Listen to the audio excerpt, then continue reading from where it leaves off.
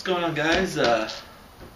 Doing a brew day today. I'm starting. This will be the first 10-gallon batch of my 60-gallon Lambic wine barrel fill, or whatever you want to call it. So if you hadn't watching the other videos, I'm going to be filling a wine barrel with a Lambic, which is quite the undertaking because that wine barrel is 60 gallons, and that's quite a bit of beer to do.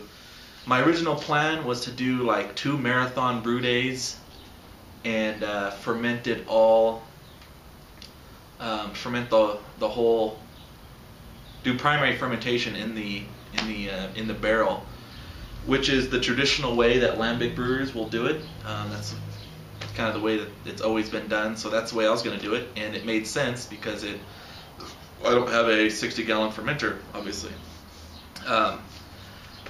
Dan ABA kind of pointed me to a couple blogs and some people that have been doing solera projects, which this is going to be, that it worked out good for the first couple, 3-4 years, and then it started to get kind of like a meaty flavor. So, and that's just because there's so much yeast at the bottom. So it's kind of just avoiding it for the. I plan on doing this as long as I can, at least as long as I live in this house. So at least 3 or 4 years. So, and the other problem is I didn't really want to have to do 60 gallons in 2 days, you know. Just like, man, what a pain in the ass. So I am going to ferment them all separately. I have quite a few carboys actually. I bought a bunch of them about 6 months ago. So. I think I can do like 40 gallons in their own 40 gallons separately right now, and so then that kind of leaves me like 15 to 20 gallons kind of short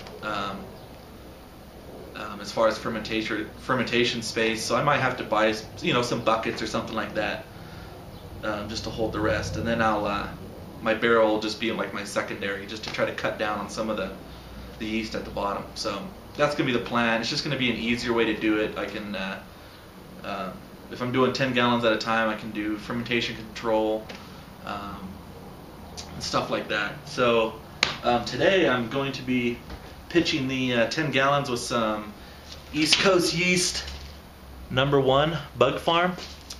This just came in the mail like 2 days ago, so it's really fresh.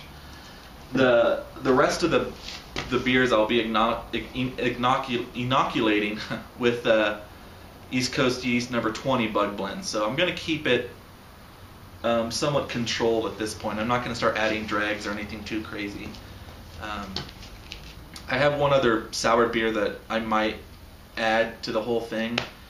I'm a little bit hesitant because I don't want it to take over. I want it to be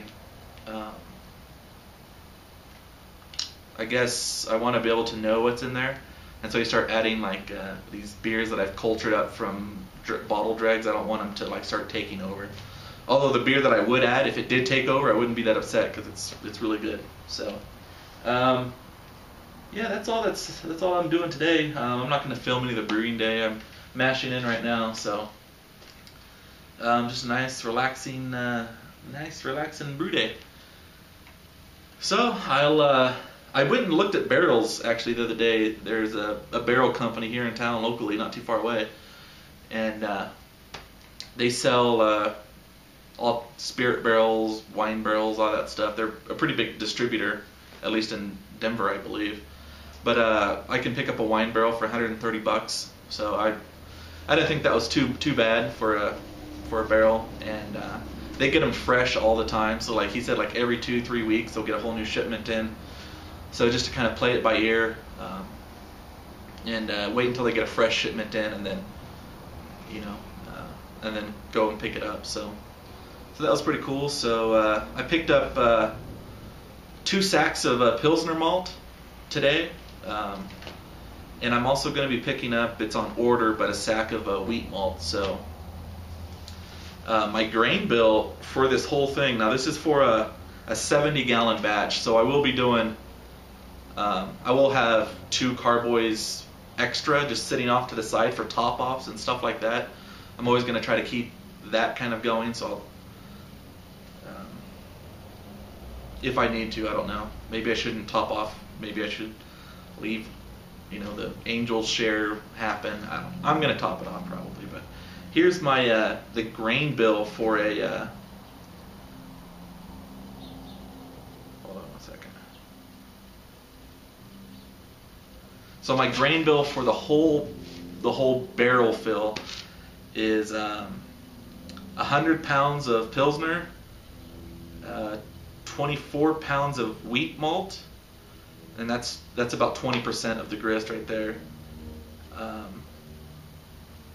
And then I'm going to do some a little bit of acid malt. I have 3 pounds in here for the whole thing, so like half a pound of 10 gallon batch, so it's not very much, just to get pH right. And then some flaked oats, 6 pounds of that. And I think I'm going to do the 6 pounds in the boil, kind of using like the you bring up the wort up to like 180 degrees, and you put the flaked oats in there for a little bit.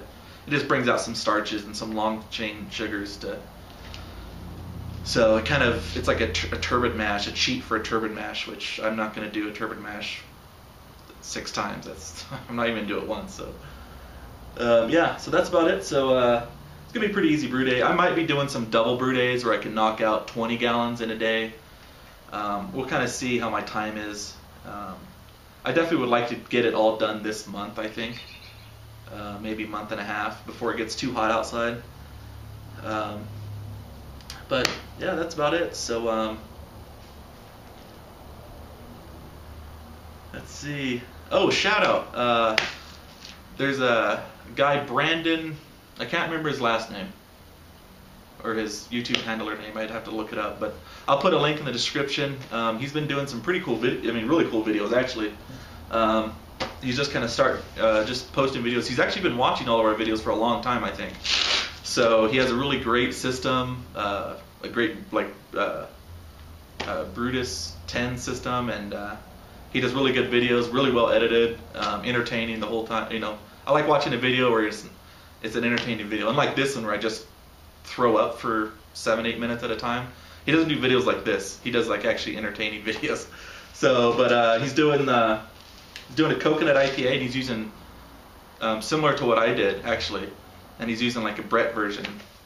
So that should be cool. So it'll be exciting to see what his reaction is on the whole Brettanomyces thing. So that's cool. Rock on, Brandon. And yeah, if you guys aren't subbed to him, go sub to him because he makes really cool videos. At least the 5 or 6 that he's put out have been great. So, alright guys, well, we will see you guys later. Bye.